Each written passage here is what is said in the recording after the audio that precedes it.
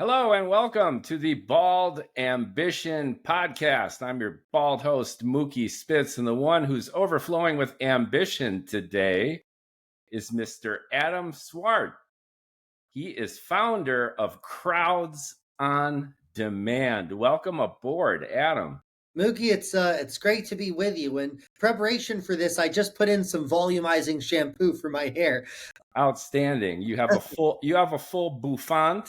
I'm So trying. I want to begin this conversation with the Yes. expression of jealousy in terms of your follicular content. Your reputation overall precedes you. You've been on the airways, the internets, Newsmax, News Nation. Chris Cuomo had a conversation with you. You've been on Fox News, and sometimes it gets into some contentious categories of discourse. So can you tell us a little bit to frame the conversation about yourself, about your company, about your mission, and why you think every time you appear on a podcast or on the news, people get excited? Yeah, and so my name is Adam Swart, CEO, founder, Crowds on Demand. We're the largest protest company in the country. I like to say the world, but I can't prove it because there could be someone in India or something who's doing it on a bigger scale than what I'm doing, and I just don't know about it. So I don't like to say the world. But what we specialize in is whether it's for politics, advocacy, companies, disputes, or simply publicity, gathering crowds, gathering people out there, publicizing really cool stories, and getting the word out there. You asked me why I tend to arouse certain feelings in people. Is I think people are not thrilled with how they're constantly being marketed to by the media, and by politicians, by companies.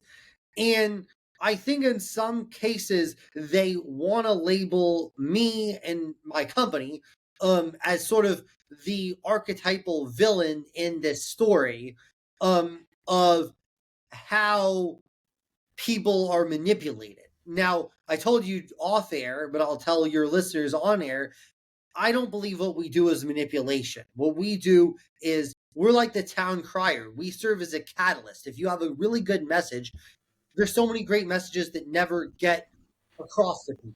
And we make sure that people hear the message, whether it's the making sure the right elected officials hear it, the right customers hear it. We make sure people hear your message. Then it's on you to make sure you have a good message where that will fly once it is heard. Right? We've done a lot of campaigns that aren't as good messages. The message doesn't fly, and ultimately it is not successful. Right?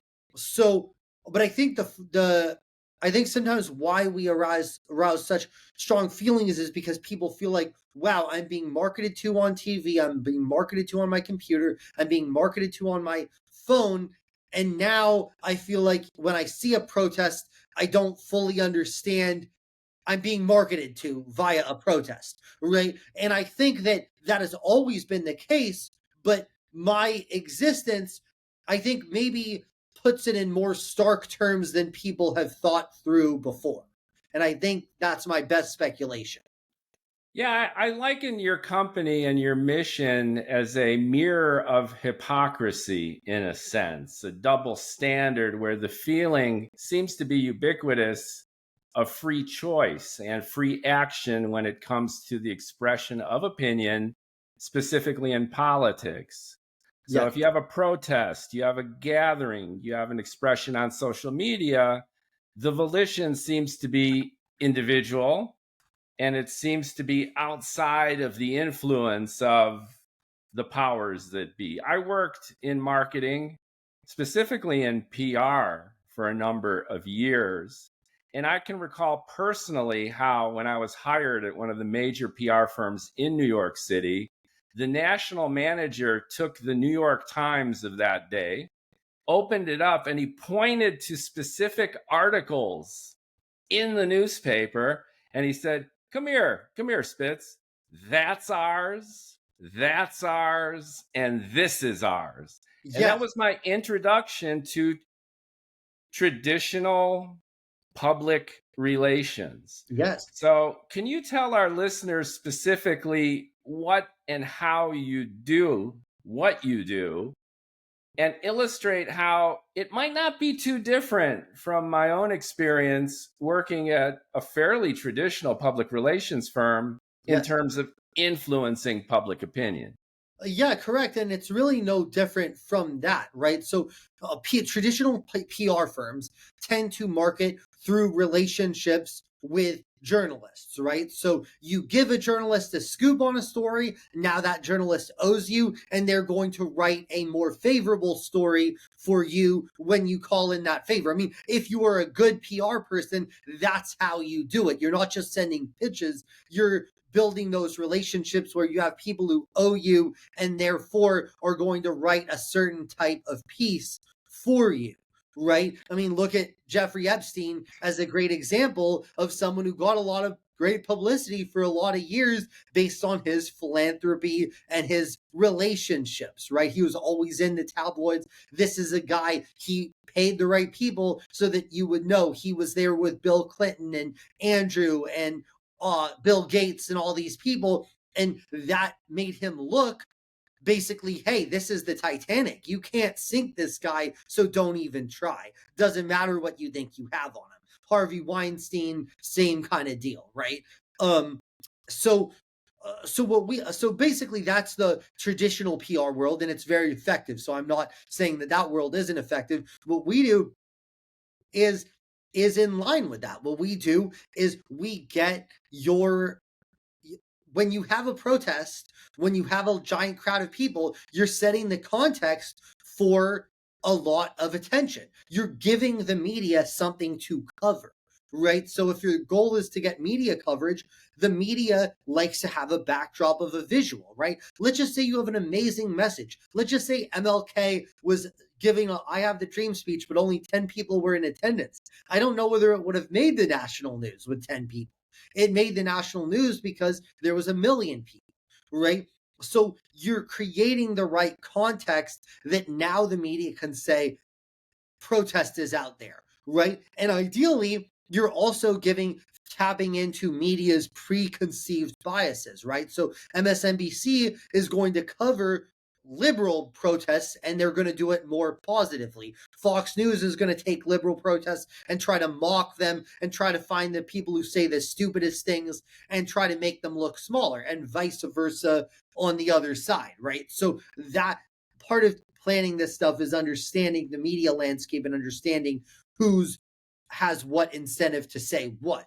Um, so what we do though by organizing demonstrations is number one, you can of course get the media attention that was alluded to, but you're also having something that media can't do, which is make sure that you pay attention every single day. We've had events outside the offices of corporate CEOs, right? And we're protesting every single day, 9 to 5. So you see them every single day when you're going to work, and you see them every single day when you're leaving. Or maybe it's outside a regulatory agency, right? Where you're able to get your message across and make sure the right people see it and keep it in their consciousness, right? So even short of getting media attention, you're able to make sure that people are seeing it and potentially make sure your prospective customers are seeing it. So, okay, let's just say the CEO at a company had a Me Too scandal. Now you have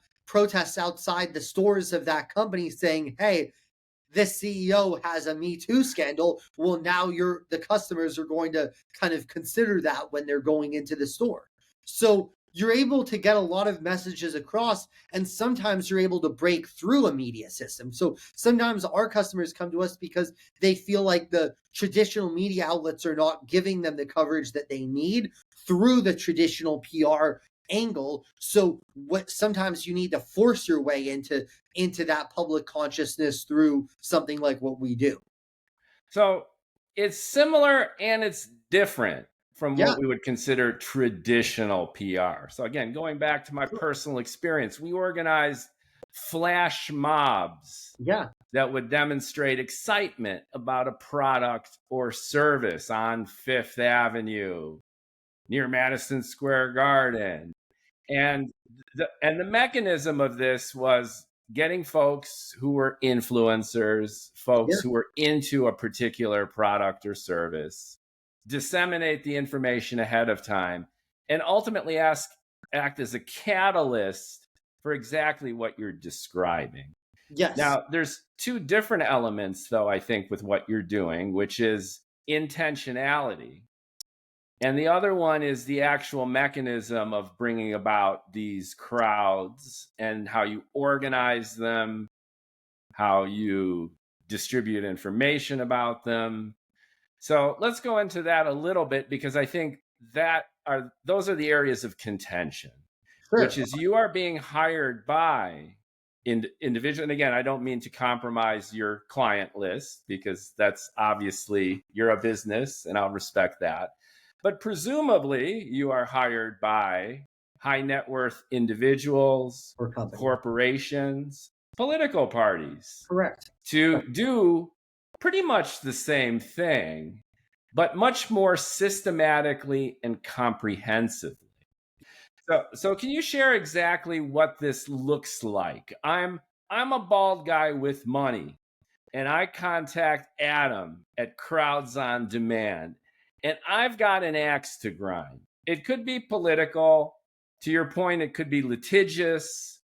It could just be messaging, or I might just like Lego and foot massages. So I'm trying to get the word out. I contact you, and what happens, and how do you do what you do? Well, let's just say you have a problem with a particular company. Maybe you have a problem with Rogaine. You think it's giving people false hope. Um, you think that it's giving people false hope. Well, okay. Well, let's look at the studies, right? So maybe they're engaging hypothetically in false marketing, right? And you're so rich, you say we want to be like Larry David, like we want to be proud of being bald, right? So we don't want to run from that. So we protest Rogaine, right? And say, okay, we're gonna have create first of all, we're going to create an organization potentially that says, hey, we're bald pride, right? We're proud of that, right? And we're sexy, right? We have The Rock on our side, right? We have you know uh, like Kobe Bryant was bald, right? All these really cool. Yeah, Michael Jordan, Telly Savalas. We've got advocates that you could tap right into. Exactly. So maybe you incentivize those people. What we like to do is create a whole organization sometimes to serve as the focal point of the campaign, right? Now it would help in this case if Rogaine were offering misleading claims on that, because then you protest outside where they're presenting and say, hey, here is actually the experience, here's the side effects of the Rogaine, right? Here's it what it may have done, right? And so you have protesters, right? Hopefully you have generally what's the other misnomer out there on the internet is that we have people who hire people who have no interest in a cause, right? Generally when we bring people in, we found it's more effective to have people who are interested in the cause. We compensate them for their time, but not for their views, right? So we have people who are interested. We have signs, we have banners, we often create a whole organization, a website around it, right? And we identify typically who are we trying to persuade. Now, maybe this isn't a good example because this is a mass market. Sometimes it's easier when you have a case where you actually only have to persuade a few hundred people. You're looking to persuade these corporate executives about this or that. So then you can say, hey, we're going to go to this conference, we're going to go to that conference, we're going to protest, right? I'll give you an example. Like I try not to talk about recent events because it's more sensitive, but one of my favorite cause that we've ever done was called Delete Facebook. Um, and this was during the period after the 2016 election, 17, 18, 19, where there's a lot of I just want to say that the efficacy of your campaign, I didn't know you did this. So Yeah, when you say delete Facebook, I knew about it. right. And it's this. So bravo, you outmarketed the marketer in the sense of creating a campaign that I'm And it's hearing about. funny that it, well, I don't take full credit for it because there were a lot of factors in there, but I take partial credit for them actually changing their name, right? Because the Facebook brand became associated with manipulating Americans against each other, right against left, left against right, and people in foreign countries, right? I mean, a lot of people forget, but they caused a genocide in Myanmar, right? Facebook, the platform, was used to actually create, essentially to whip up misinformation and hostility of ethnic groups against each Yeah, other. factually correct, folks. If you're skeptical about what Adam's saying, chat GPT it or Google it. Exactly. So Yeah. so Facebook did all that, right? And it turned out conservatives hate Facebook because they were perceived as kind of this liberal Silicon Valley company. Liberals hate Facebook because there's a perception that the Trump campaign kind of used it, and Russia used it for the favor of Trump. So we basically did an apolitical effort to say, hey, Facebook, delete Facebook. This company is really doing a lot of damage to our country.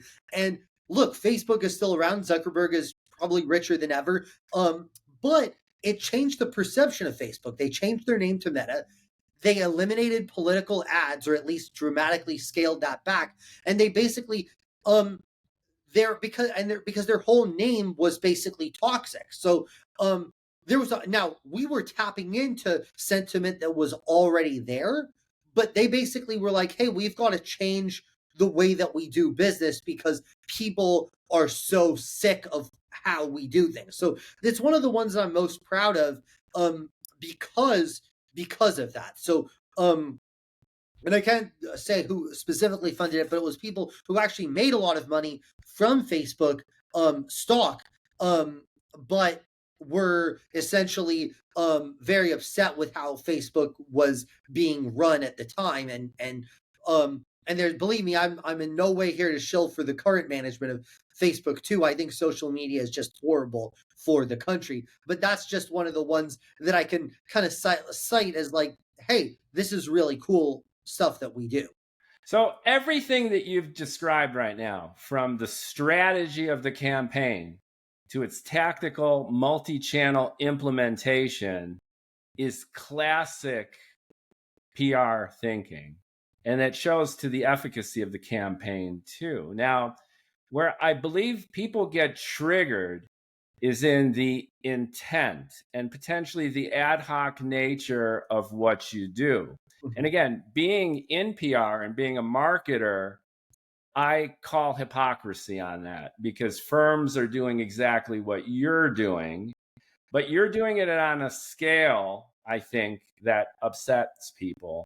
And you're crossing into a territory where people, as we began the conversation, ostensibly believe that this kind of influence isn't as ubiquitous as it actually is. Yes. One point that you've made repeatedly on the various news programs and talking head shows is the realization and open acknowledgement that what you do isn't an isolated case.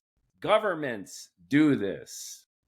Influencers are doing it. You're open about it, and you get paid to do it in a transparent kind of way. Yes.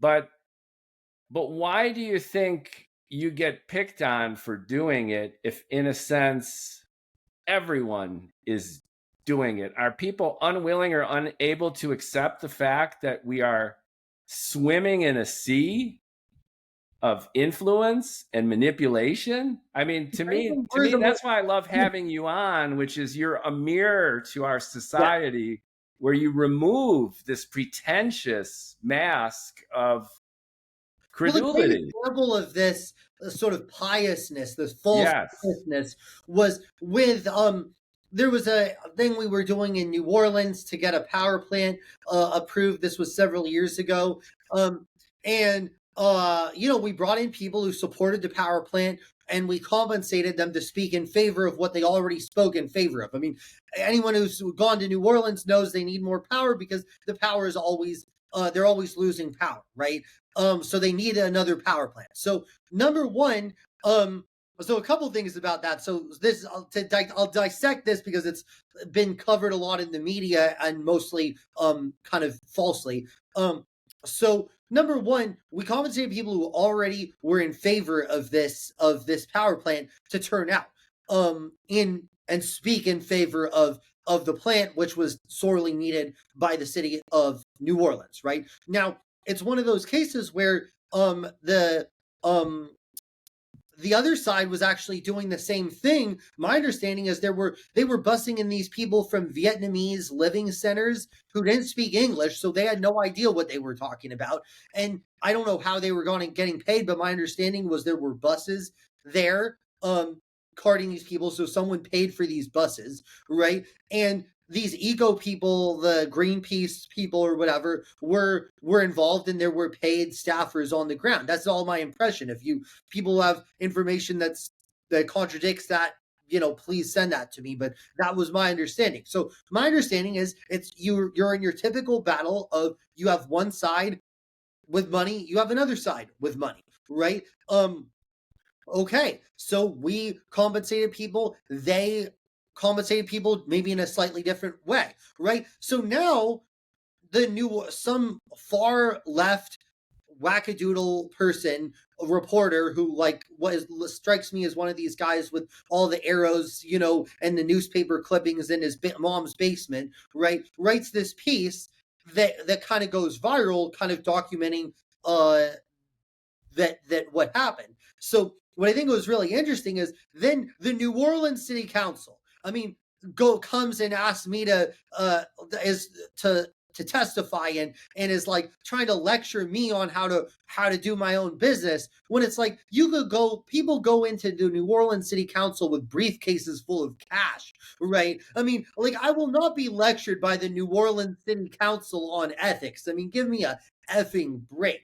So I think it's this false piousness, and it suits these people very well to have false piousness. Why? Because you're able to actually to cover up your own actions, which are far worse, through that false piousness. So it's like, what we do is pay people to attend and show up in favor of the events that they already support, whereas what they're doing is probably taking bribes, giving sinecures to political campaign contributors, giving sweetheart deals to political campaign contributors, and doing all the same things. It's that false piousness so what we do is we're so upfront about what we do is that we compensate these people. So it gives people a good punching bag to sort of say, oh, well, he is the problem. The rest of us are not the problem. This is a country where you can buy yourself an ambassadorship if you give enough money and to the Republican or the Democratic winning presidential. Absolutely. And as I illustrate, it's not only events and protests, but it's the very media that we consume. Yes. A vast majority of it is programmed. Yes, correct. So I think where I always say, and you reference the other shows that I've been on, what I always say is it's incumbent to, as a consumer of news, to understand they're being marketed to. I watch the news like I'm watching the Super Bowl ads, right? So if I see an ad for Cheetos, I hate Cheetos, right? I don't care how good the ad is. I don't care if you have the hottest celebrity eating Cheetos naked, right? You're not going to make Cheetos sexy, right? So I'm never going to eat your Cheetos. So I understand that you're being marketed to. So when you're reading, like you referred to at the start of this piece about the New York Times, right? And saying, well, the PR firm has set up those articles. So I read every newspaper knowing the fact that is the case. So now my question to myself is, do I agree with the company that's being marketed? Do I agree with the cause that's being marketed, or do I not? But I understand that media is marketing. So I think that where people have to understand and be realistic is that given that you have to understand that you're always being marketed to, and to understand that every avenue, when you open up Twitter, when you open up Instagram, when you open up TikTok, when you open up the New York Times, Wall Street Journal, Breitbart, it's like watching a Super Bowl ad. Someone is trying to market to you. It's for you to decide, do I want the product or do I not want the product? So I think there's this naivete in trying to think that you're not being marketed to when you are.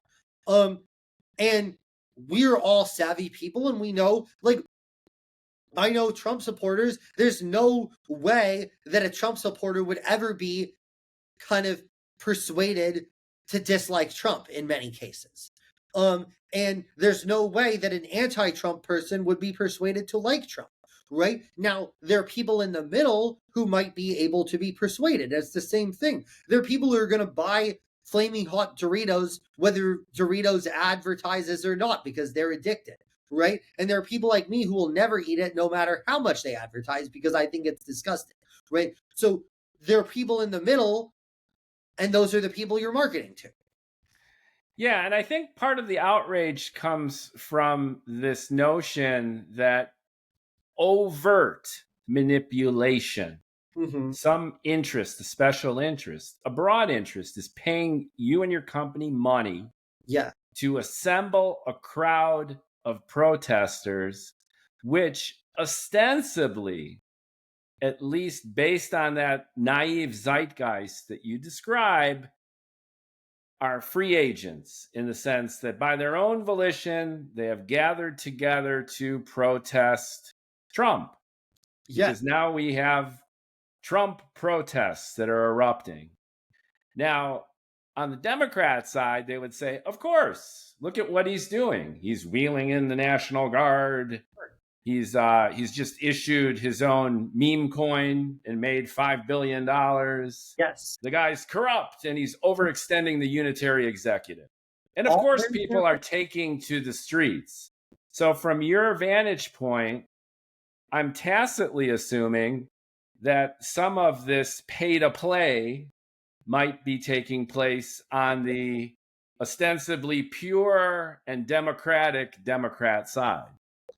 Well, I don't think anyone's pure. And I think both part of what I try to explain to Republican and Democrats is both sides do this in some way, right? The Tea Party was bought and paid for by the Koch brothers, right? That's how they got it out there. And I was talking to Lawrence Jones of Fox News, and he was very testy when I said that. He was like, no, the Tea Party was filled with people who supported the cause. I was like, yes, they did.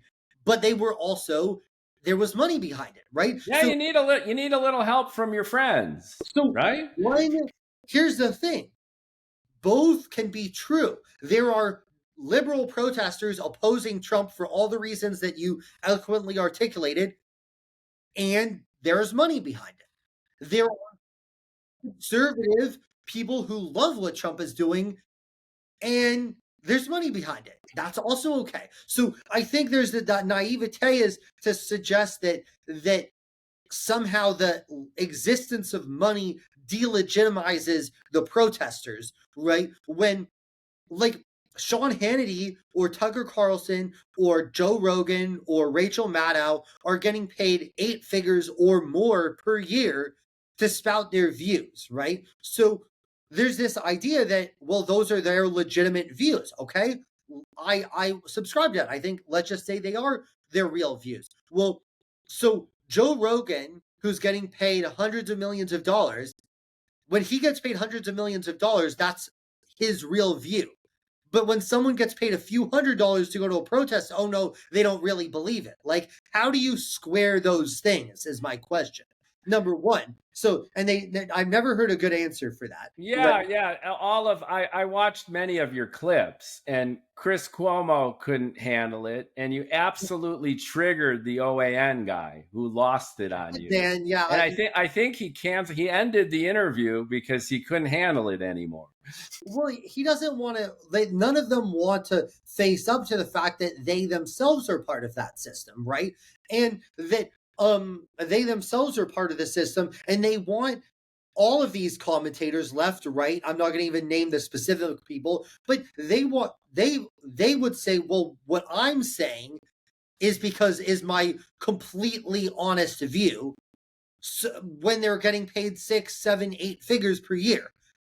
And meanwhile, the person getting paid a few $100s, they don't care at all. And it's like, it doesn't make a whole lot of sense. And I'll give another analogy here is that, so before the year 1911, that's really just over 100 years ago, members of the British Parliament were unpaid for their services, right? So who do you think was represented in the British Parliament, and who do you think was not represented in the British Parliament, right? So the British Parliament was a parliament of land-owning gentry who could afford to work for free, both for ego and for continued self-enrichment. So they'd work to put on the wig and to say they're a member of Parliament, number one. And number two, because they would be able to use their seat in Parliament to further enrich themselves, right? So when I look at, if you didn't compensate protesters, who would be able to protest?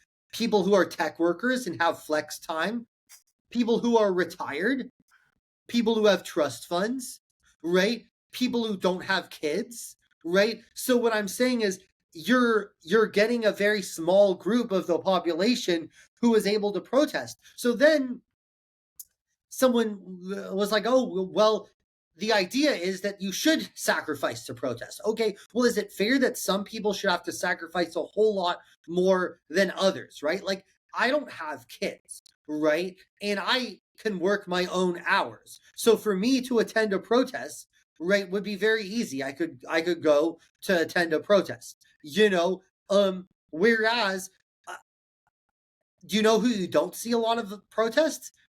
Housekeepers, janitors, right? Yeah, because they're busy working.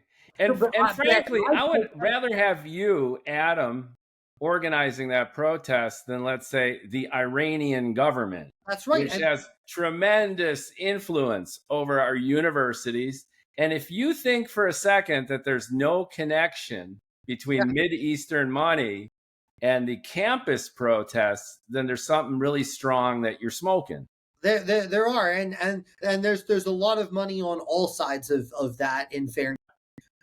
There's a ton of money on the Israel side and on the Palestine side. I mean, I don't like to even say that in regards to side, because AIPAC and Qatar or whoever, they don't speak for the people of those places at all. So I don't pretend that they do. They would have you believe that they do, but I don't think they do. But in terms of what we do, we have janitors at our protests. We have housekeepers at our protests. Yeah, this to me is one of the most fascinating aspects of what you do, which is this democratization of paid protesting. Yes. Because it's a complete inversion of the outrage. Because people are high and dry complaining about what you do because they claim it's anti-democratic, that special interests are not only infiltrating our media and our politicians, but are influencing and even creating our protests. And you're saying it's going to happen anyway. It's happening anyway. And at least we're giving people a job. And understand that you're being marketed to, because this is another thing analogy I like to use. So, because like this whole grassroots versus astroturf, right? So, and people like to call me astroturf, right?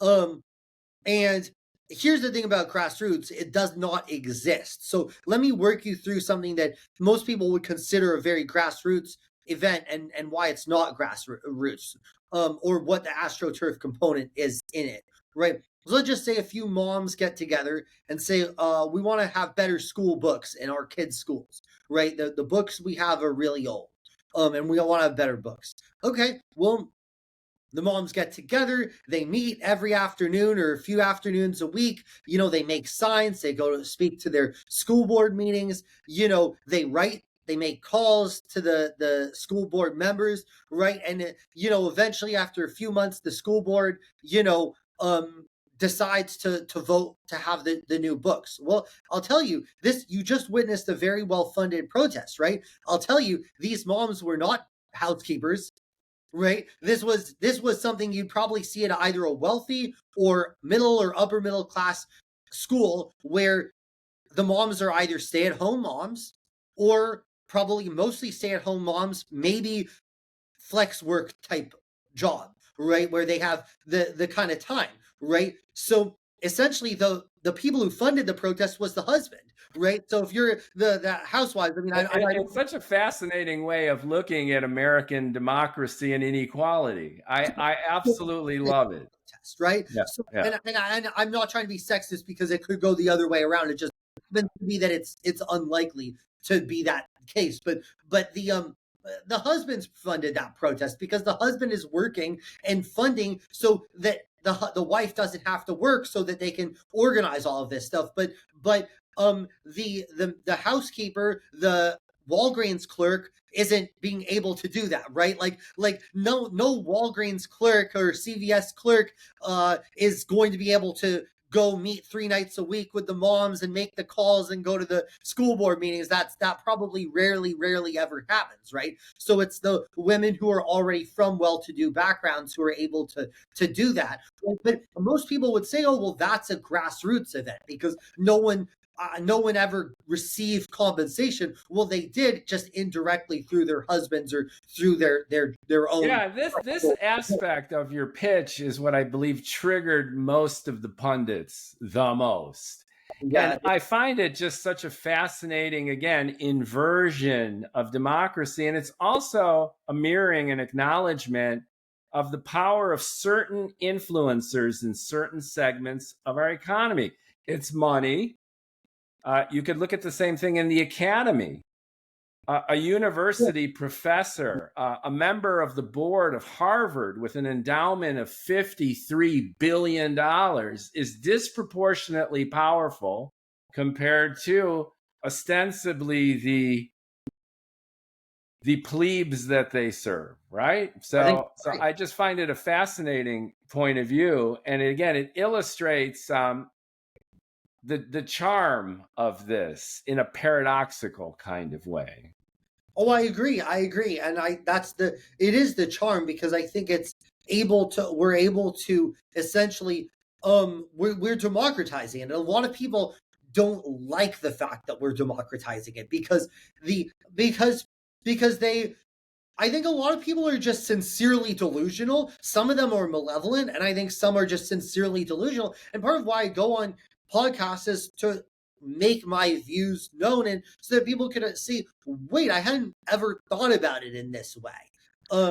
Is that there is really no such thing as grassroots, or very, very difficult, because it just, like, all the movements that people like, whether it's on the left, gay rights, civil rights, whatever, right, or on the right, Tea Party, MAGA, whatever, right, cryptocurrency. I mean, these are massively funded movements.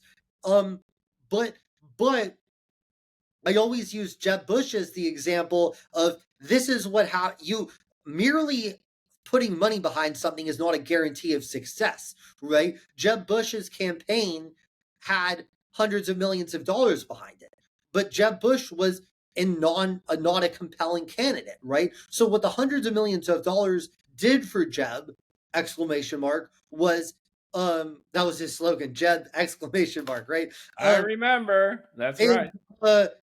What they did was they got his name on the map. Everybody knew who Jeb Bush was. They just decided that they didn't like what he was proposing, right, in his style. So therefore, he failed miserably, right? So money buys visibility. And the more money you have, the more you can make sure you're getting the visibility. But ultimately, the message has to be compelling. Well, look at the Kamala campaign. It was about $1 billion in conservative estimates, and Trump won. Yeah. So that's $1,000 million in ad spend. That was kind of a fraud perpetrated on her donors. I mean, Kamala is just such a great example of somebody who can play. A lot of people like that, like Kamala or Jeb, can play to the top, and get the money, but they can't play to the people and get the votes, right? So So it's combat, a combination of factors. yeah, You need the critical mass, but you also need the personality and the engagement. correct. What would you say though to the ad hoc nature of your clients? So to me too, and this is not derogatory, you sound like the happy hooker of protesting, right? So you'll take one side or you'll take the other. They got the money, and you're a believer in this model of paradoxical democratization through what you do, and the fact that everyone is doing it. Number one, within an over the what's called the Overton window, right, which is of acceptable political discourse. So number one, we don't take money from hate groups or foreign countries. Okay, I just wanted to focus on that. So if a neo-Nazi group, let's say, says that you're going to protest in front of a synagogue, then Maybe that they that contacted us, those types of people. So we don't have an interest in working with them, right? Of course, I guess it should. I mean, and by the way, I support their right to protest. So just so that I'm very clear, I'm a First Amendment practical absolutist. So I support that neo-Nazi group's right yeah, to and I do protest too. if Just they in want. transparency, No, I'm Jewish, I and wouldn't support it. I actually grew up in Skokie, Illinois, when the Nazis were going to protest, and I was like 12 years old, 13 years old, and I said, "Let them protest. We could go out there. We could go out there and kick their ass. We're allowed to do that, but we have to let them protest." So They have I'm to with you. protest, and you can counter protest, right? And let the depravity of their message sh- like show for itself. I mean, the fact that they were doing something so detestable, and not only a neo-Nazi, but in a place with many Holocaust survivors, right? I think let them show their own depravity is my opinion. But of course, Agreed. demand would have no desire or interest in taking that on. So Um, where do you draw the line, though? so this is it's a subjective question, and unfortunately, the answer is like I'm sort of the one who gets to decide that, based on number one, what's effective, and number two, we would never do the same like issue two sides, right? So let's just say it was Amazon union versus Amazon management. We wouldn't like do protests for both sides, right? We'd have to pick which side. But for example, we might work for management in a particular case, and we might work for labor in another case, right? So it's the same thing. And I like to be on the side of common sense. So if I feel like I can't succeed, then I might respectfully reject a campaign. Sometimes I'd say, well, it's anything is almost you could succeed with anything, but you might need like a lot more money.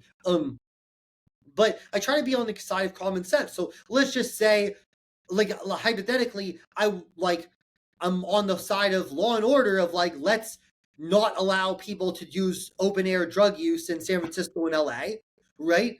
So maybe that's the conservative position, but maybe I would be on the side of don't bring in the National Guard and overreach federal power um on cities, and that might be a liberal position, right? So they're not mutually exclusive. We are not a right or left wing firm.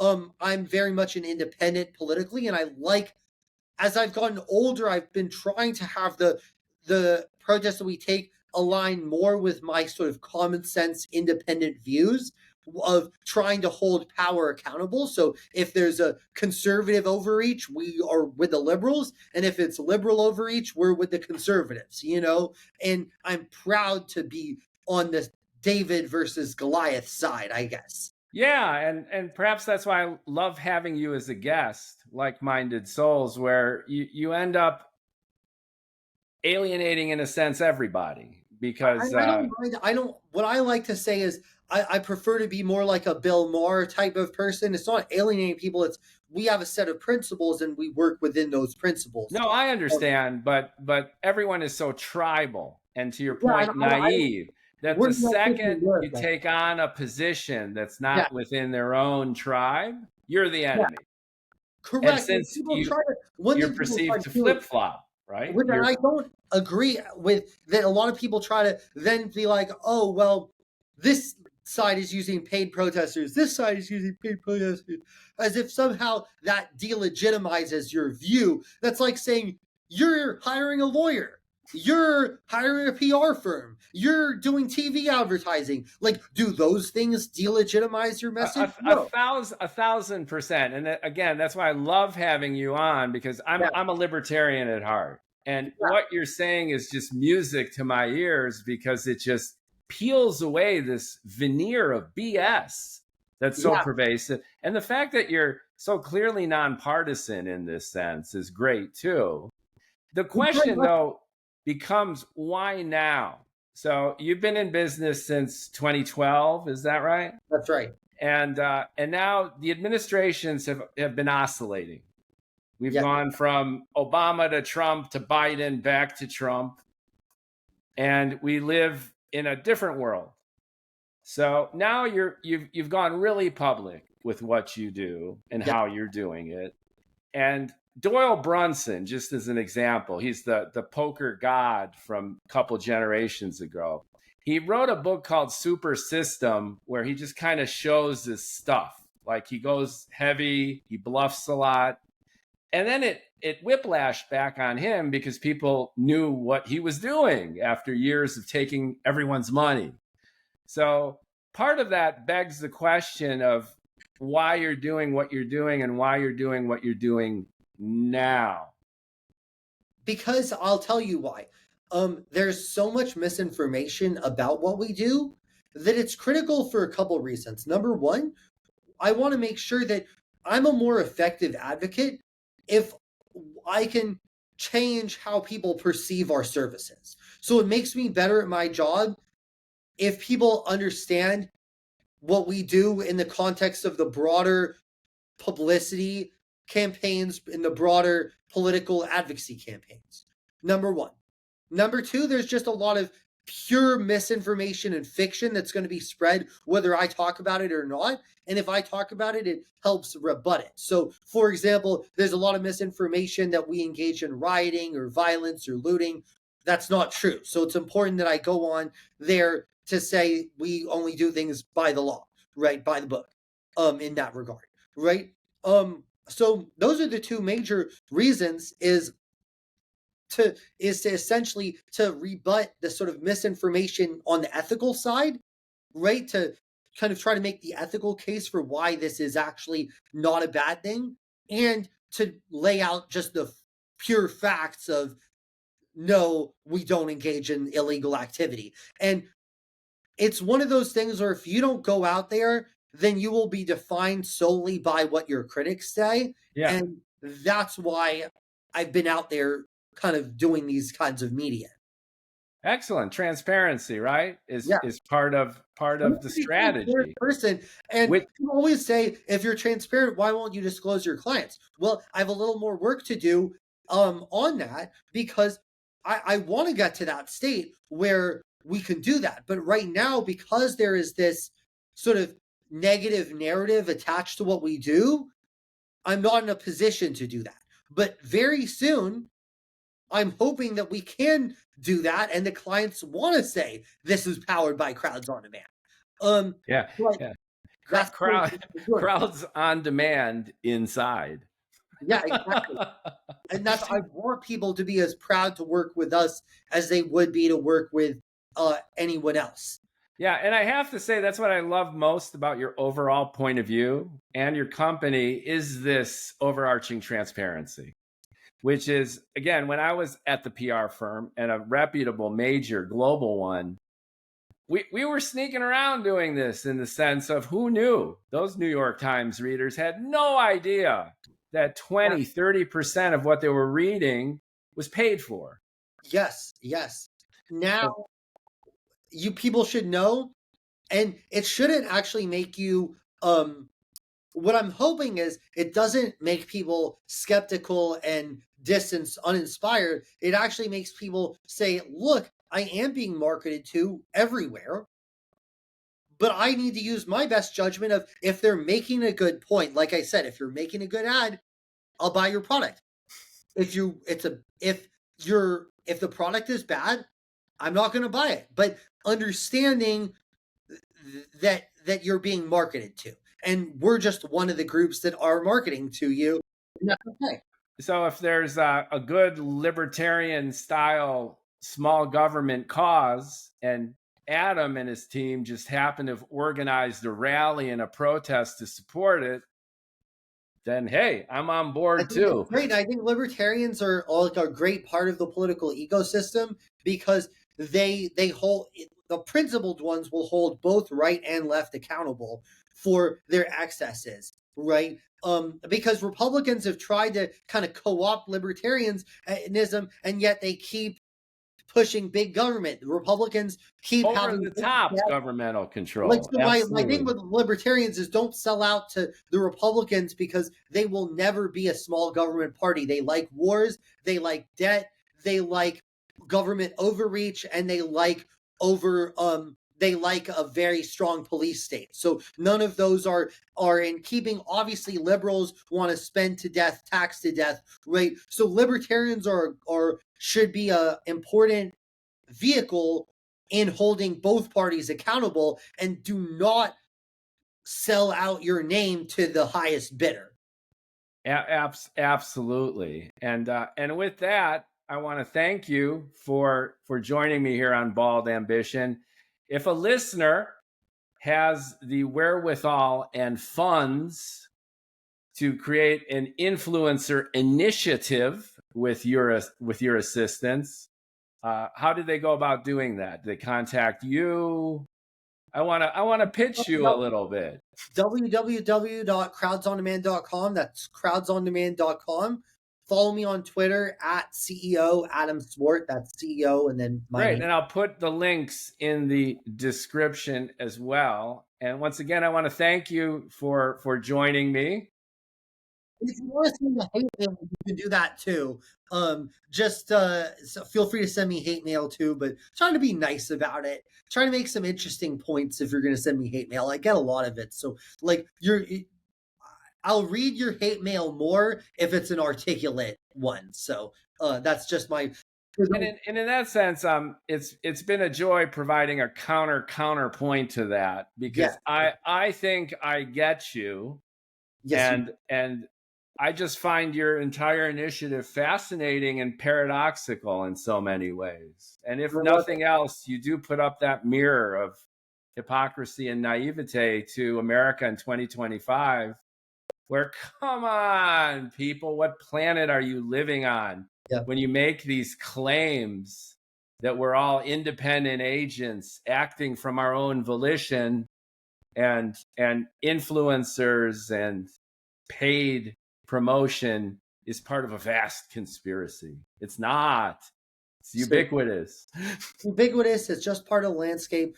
And be good consumers of the news. And yeah, feel free to get in touch. Crowdsondemand.com at CEO Adam Swart. Mookie, this has been a blast hanging out with you this past hour. And I hope your listeners enjoyed it as much as I did. Thank you so much. I appreciate it, Adam. Take care. Bye-bye.